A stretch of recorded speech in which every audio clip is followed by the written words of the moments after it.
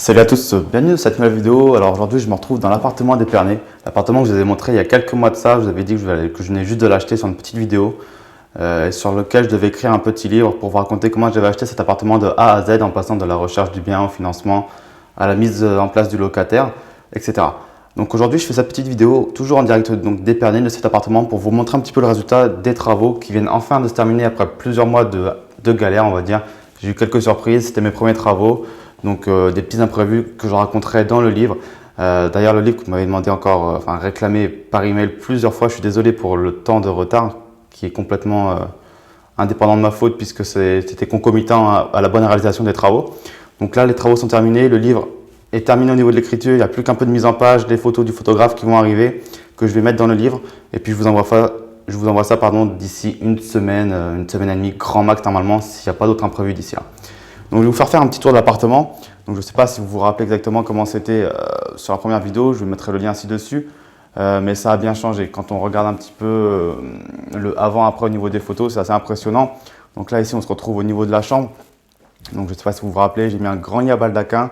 Donc là le lit est défait, je suis désolé, j'ai un petit peu profité de l'appartement avant que ça parte en location. Donc voilà, ici il y avait un petit placard, je ne sais pas si vous vous rappelez, que j'ai transformé en déco finalement, une petite collection de bouteilles de champagne. Qui plaira très certainement aux locataires. Donc voilà, un petit mannequin pour la décoration. Ici des bouteilles de champagne, des lampes directement modelées dans des bouteilles de champagne Dom Pérignon. Donc voilà, un objet très vintage, original que je pense que les locataires vont adorer. Et voilà. Ici après on se retrouve dans le salon. Donc le salon, j'ai copié vraiment ce que j'avais fait plus ou moins à Reims en fait. Ça marchait très bien, les gens adoraient. Donc je suis reparti sur les petites chaises Louis XIV, excusez-moi, dorées. Ça les gens avaient adoré. Un petit miroir baroque. Un canapé lit pour pouvoir accueillir 2 autres personnes en plus, donc une capacité de 4 personnes au totalité, un lit double, un vrai lit plus un canapé lit. Et ici on trouve une petite table basse, directement modelée dans des palettes de champagne, donc fait par un ami vigneron, donc ça voilà, très vintage aussi, très original, avec un petit lustre, et puis voilà, des rideaux blancs, des murs blancs pour que ça soit très clair, qu'il y ait un bel aspect de luminosité, du parquet chêne clair en bas, pareil pour que ça soit chaleureux, que ça agrandisse l'espace, etc. Donc voilà, un salon qui n'est pas foufou, mais qui fait le taf. Juste derrière moi, un petit pupitre où on tient les bouteilles de champagne, vous savez, dans une certaine position pour la décoration. Un vase en bouteille de vin, en forme de bouteille de vin. Et voilà. Donc ici, on se retrouve ensuite dans la cuisine. Donc dans la cuisine, voilà, j'ai remis juste ici une cuisine entièrement nouvelle. Une toute petite cuisine, assez qui fait le taf, parce que les gens n'ont finalement pas passé beaucoup de temps en location saisonnière ici. Donc ils ont largement de quoi faire avec cette cuisine. Derrière moi, une petite table, voilà, puis rien de bien fou en fait, c'est une cuisine qui fait le taf, qui est simple. J'ai finalement fait le choix de garder le petit carrelage mural bleu, vous savez, j'hésitais à le garder, il faisait un peu vieillot. Mais finalement, intégré dans la cuisine, ça rend pas si dégueulasse que ça, donc j'ai préféré le garder. J'avais déjà du retard sur les travaux, je voulais vraiment pas que ça s'éternise. Donc voilà. Donc là, j'ai retiré tout ce qu'il y avait ici au niveau de la décoration. Il y avait des bouteilles de champagne, un soin à champagne, parce que je vois que là, ça s'est vachement penché, donc je vais solidifier ça avec des petites équerres. Et puis voilà. Donc ici, on arrive ensuite dans l'entrée, puis la salle de bain. Donc la salle de bain qui est petite, suite à l'isolation thermique, j'ai perdu 10 cm de profondeur aussi. Donc elle est petite, elle fait le taf, ça va être un petit peu dur avec la perche. Ici, on voit la douche qui est dans le coin.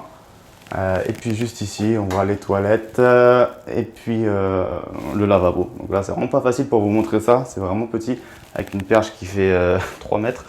Mais voilà, vous voyez un petit peu l'idée du truc. Donc c'est vraiment tout neuf. Tout a été refait à neuf ici. Du carrelage au sol. Je vais pas trop pencher la perche pour pas que l'iPhone tombe.